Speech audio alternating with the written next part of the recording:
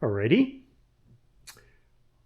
As you can see, the enclosed trailer project is in the garage. It's small, so it doesn't take up very much room.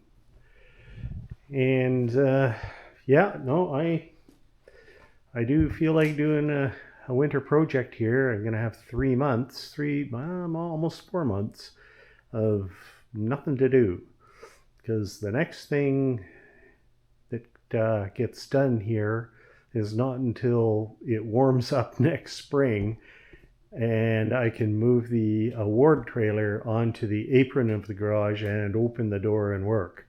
So we're probably looking at late April, May for that. So, geez, might even have 4 or 5 months. Anyways, there's going to be some time. The garage has been empty here for a week, and I just can't have that. There was going to be a little bit of a project going on here, but it doesn't look like there's going to be the time to do that.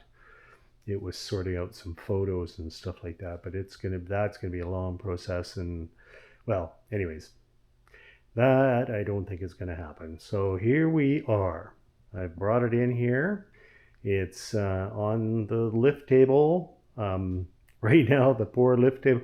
I know that this thing weighs 1,000 pounds, and it has some things inside it, and of course some bloody big wheels. Man, they must weigh 100 pounds each, anyways. So I can lighten the load here considerably, and probably the lift table will lift it. It kind of went grunt, and it got the wheels off the ground, and that's about as far as it went. Anyways, I on the website I talked about finally making a decision that I was going to get a VIN for it.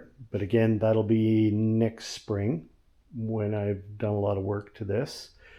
I also talked on there about adding length to the trailer. Just a foot. Right now the trailer inside dimensions are 4 feet wide and 7 feet long.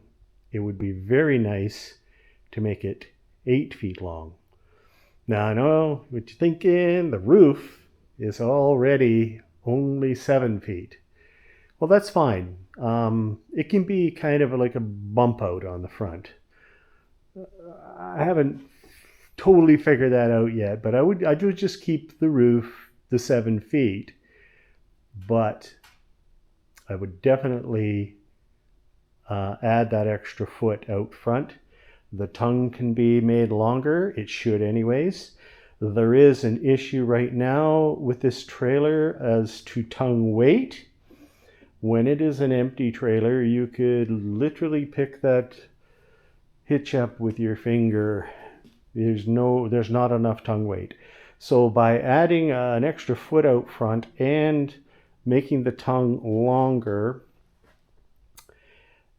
plus having the spare tire on the front, that would solve it. That would make it track way better. So that is the plans.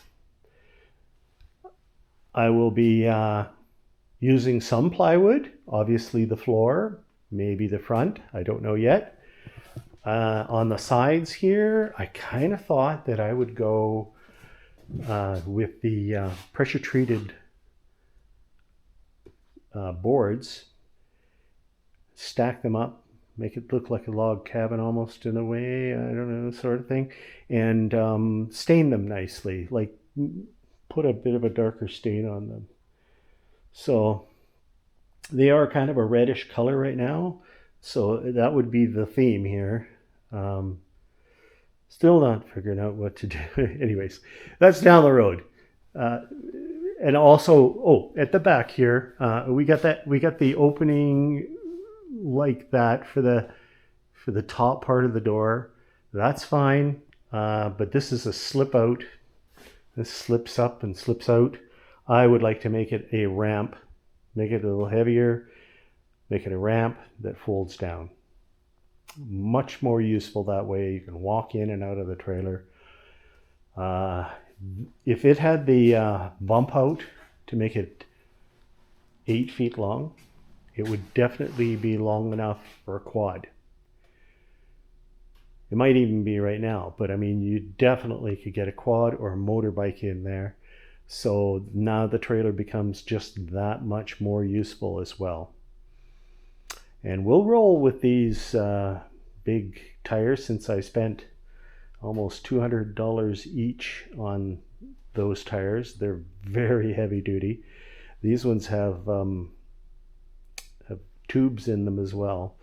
And I believe, and I'm just going to double check this, but I'm quite sure those are just Chevy rims. So the bolt pattern fits a 16-inch Chevy wheel. So I should be able to find a spare, given that. And the bearings, I do know, they, like, I didn't have to, look at that. I mean, they're quiet. They're not growling or nothing. So I'm quite certain that when I take it all apart and put it all back together again, I don't need to worry about the hubs, I guess, is what I'm saying, or bearings or anything. And the axle can stay under there, and the heavy duty suspension can stay under there too, which is kind of nice. It doesn't move. I've got it lifted up, so obviously there's no load on the suspension right now. And look at that, the tire barely moved. It's still got the same clearance as when it's sitting on the ground. So you'd have to really load this trailer up in order to make that suspension squat a bit. So this is the plan, and I'm going to stick with it as much as I can here, and hopefully I don't have to modify too much other than the extending the length of the trailer out front. So yeah, there we go. We'll get back at it.